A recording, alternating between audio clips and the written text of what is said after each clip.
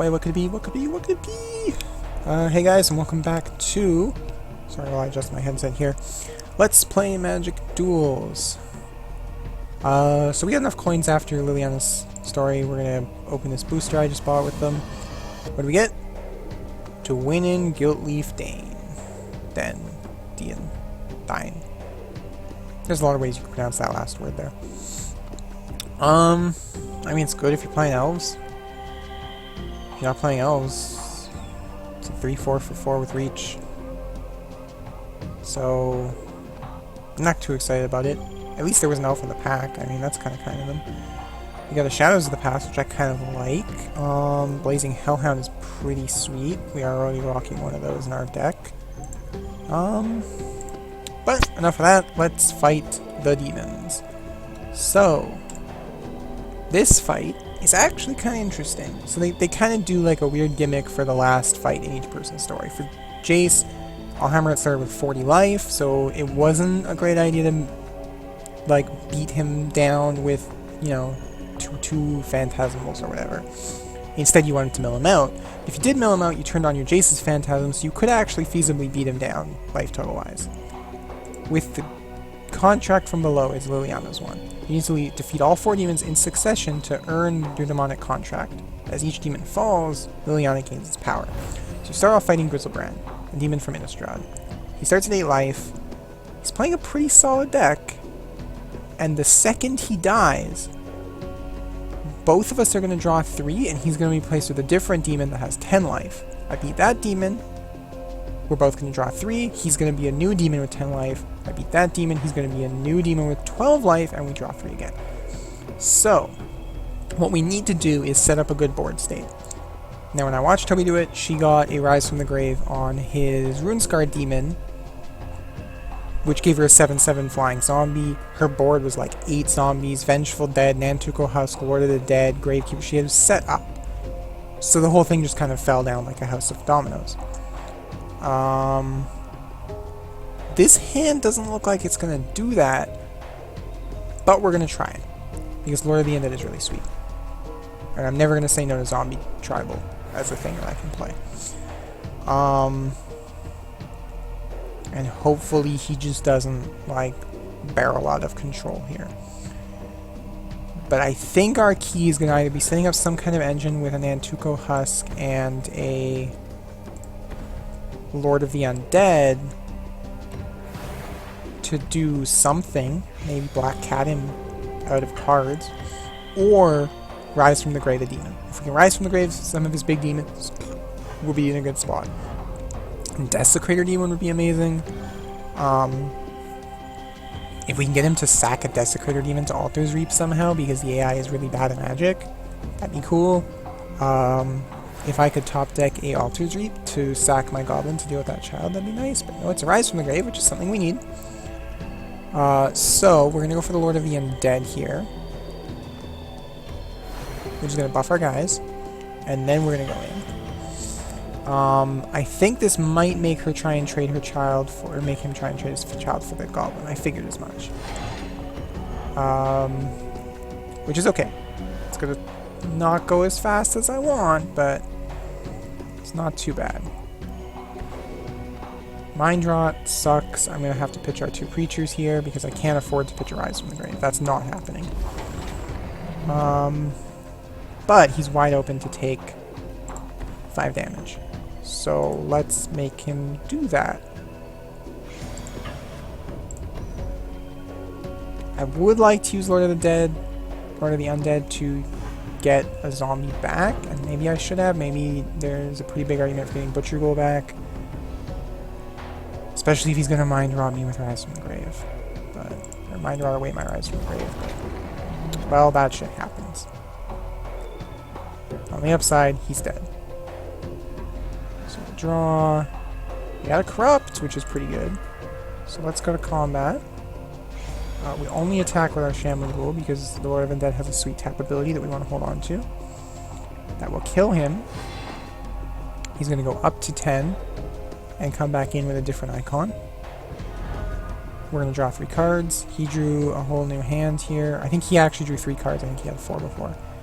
We can play a land for the turn.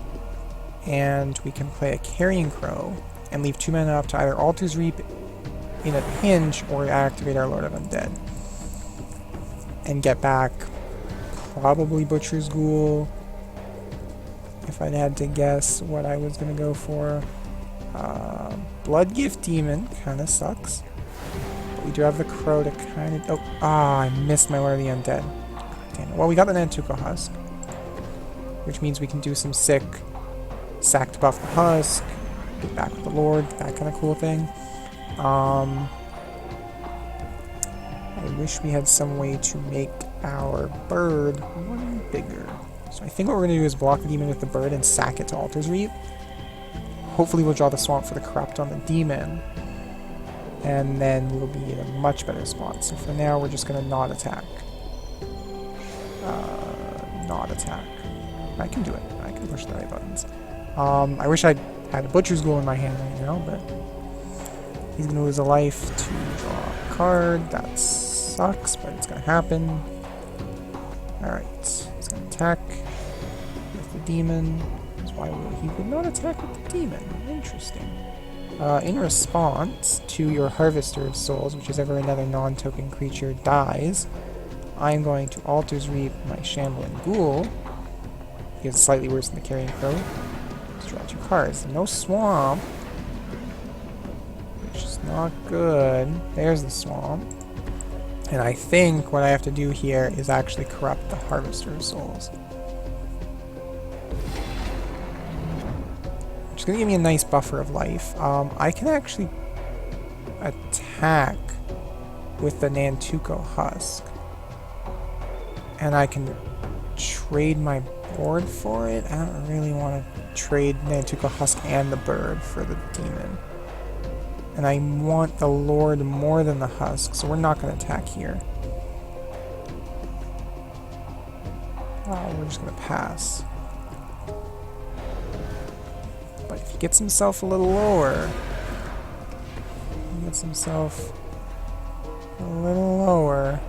shoot, bye-bye, bird. You're just not part of the engine we've got going right now. Or maybe I value this engine way too highly. But it's pretty good. Okay, so we got a land. We've got a ghoul.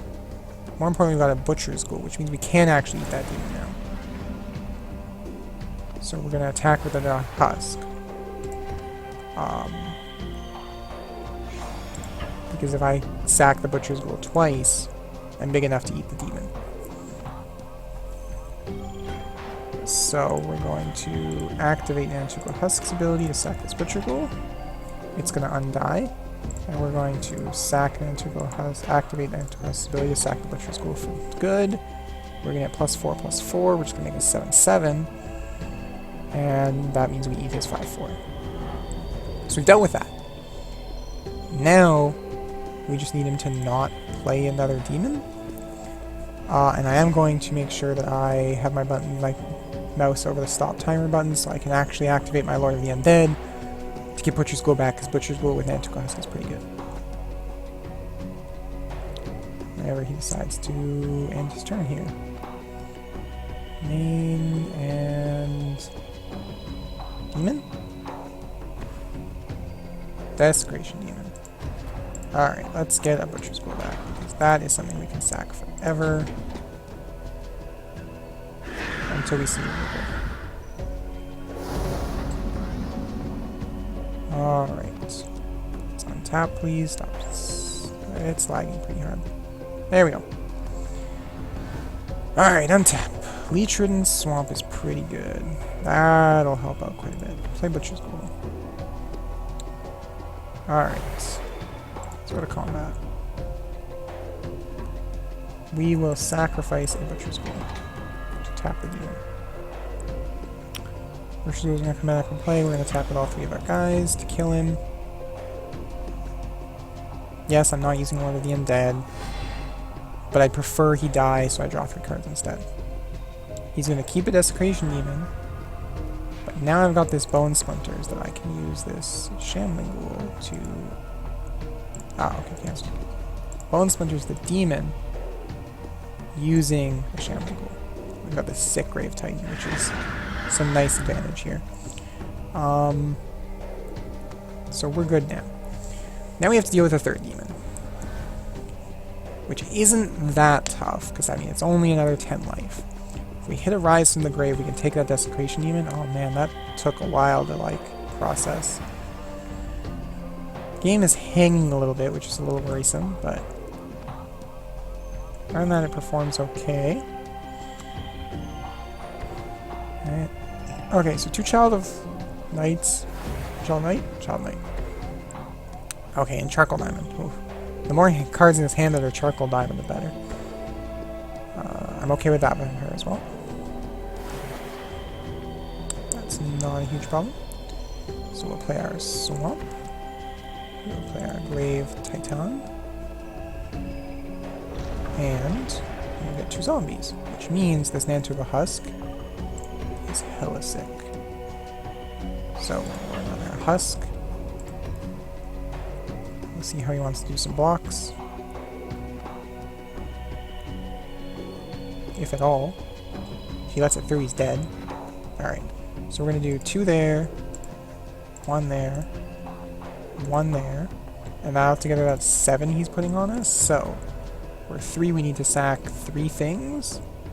So we're going to sack this zombie token, we're going to sack this zombie token, and we're going to sack this Butcher's Ghoul.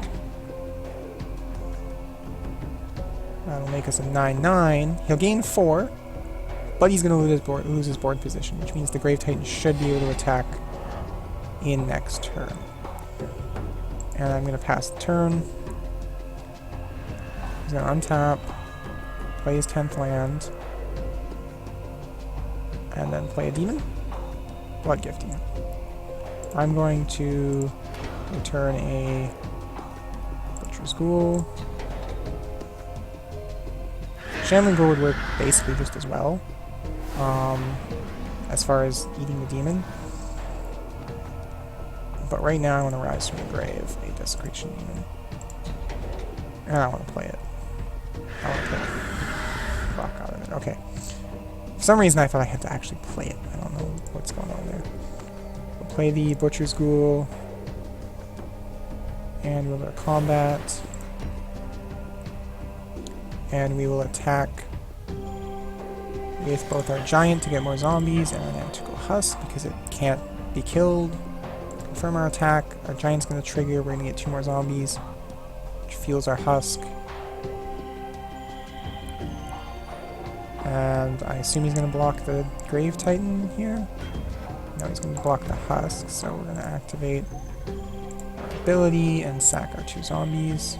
Well, one of them will be Butcher Ghoul, and then we'll activate the ability to sack a zombie token. We'll get the Butcher Ghoul to come back. He'll be big enough to eat the demon. And he'll take 6 from our Giant. And then I'm probably going to use the Lord. I could do it at instant speed, but I'm going to do it at sorcery speed here. Get the Shambling Goblin back, and I'm going to play the Shambling Goblin with the Leech-Ridden Sword. So that if he does play something that is lame, I guess, I can kill it with the goblin. Zooming out kind of sucks, I imagine. I mean, it sucks for me. It must suck a lot more for you. I mean, my software is kind of falling behind here as far as encoding this now. But we'll see how it works. That Harvester of Souls is gotta be the biggest pain in the dick ever. But it's okay. So we're gonna go to combat. He's not gonna tap it. So we're gonna attack with our demon. He's gonna go to 1. And then we're gonna activate Leech-Ridden Swamp. So he loses a life. Boom. Now we move on to the last demon, Kothaped, with 12 life. And we got this sick Rise from the Grave. So what's he got going on here? We could take a Bloodgate Demon. We could take a Harvester of Souls. I think we should play a Vengeful Dead first. And I'm thinking what I might do is attack next turn with the Grave Titan. He'll probably trade because that has Death Touch. And then when he does, I will get 2 tokens from the attack. If he survives my all-out swing, anything left over, I'm not going to swing the Vengeful Dead, anything left over can sack to the Nantuko Husk. If he's still alive, I can rise from the grave for the Giant, and that gives me 3 more things to sack for the Husk. And that Giant will now be a zombie, so it will also count for Vengeful Dead dying to the Husk. So I'm going to play the Carrying Crow just so we have another body on board. And I will Butcher's Ghoul for another thing here. This is whenever another non-token creature dies, he can draw a card. So he'll draw a card and lose a life for every single thing I have that dies. Which I'm kind of okay with. If he attacks me, I'll block with the zombie token. It's not a huge deal. I don't think he's going to attack me. Yeah, instead the game is going to, like, start stuttering a whole lot because there's so much shit going on here at once. But if we just give it a minute, it should work itself out. Maybe if you would stop playing shit like Typhoid Rats. That's what I was talking about as far as shit that sucks, but if he goes to his end step, I'll kill it with my Shambling Ghoul Goblin. Okay. Also, the less things he has to sacrifice Desecration Demon, the better. You're still playing cards. Okay. Got another one. No, you're good. No one attacks it. Okay. He sacked my demon. Interesting. Very interesting. I'm pretty sure that's not a thing you do when the demon is already tapped. But hey, what do I know? You're the demon with the 3 charcoal diamonds that are just making the encoding more difficult.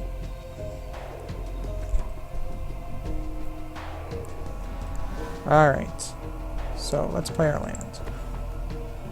He's at 12. Let's go to combat. You gonna sack something to it? Okay. That's fair. I'll allow it. Alright.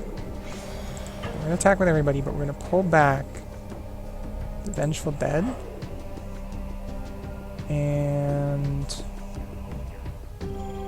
honestly, I don't care if the Lord really dies at this point. So we're good with that. Grave Titan's gonna trigger. He's gonna Altar's Reap his guy? Okay. We win. Yay! Like, I'm pretty sure we had lethal there by a long shot. I didn't want to count, but cool. That just seems really weird that he would... I mean, I don't think they gave him a Languish, and if they did, he couldn't cast it. But we'll watch our video here. I'll get the mouse off the screen. So old Liliana has conquered her fight with all the demons. Gothoped scribbles all over her with his blue nail polish paint. And then her skin peels away into beautiful Liliana that we all know and love. Although I don't really like her glowing rune things. That's like super weird. But it gives her something interesting and unique. And that one zombie is like really eager to do this, which I'm okay with. And boom, that's how Liliana became the Liliana we know and love. But that should be it for Liliana's story. So next episode, we're going to do another solo battle, and then we'll get into Chandra's story. But thanks for watching, guys. I appreciate it. If you liked the video, make sure you show your support and press the like button. That helps a whole lot. And if you want to see more from the channel, make sure you subscribe. But thanks for watching, and I'll see you next time. Bye for now.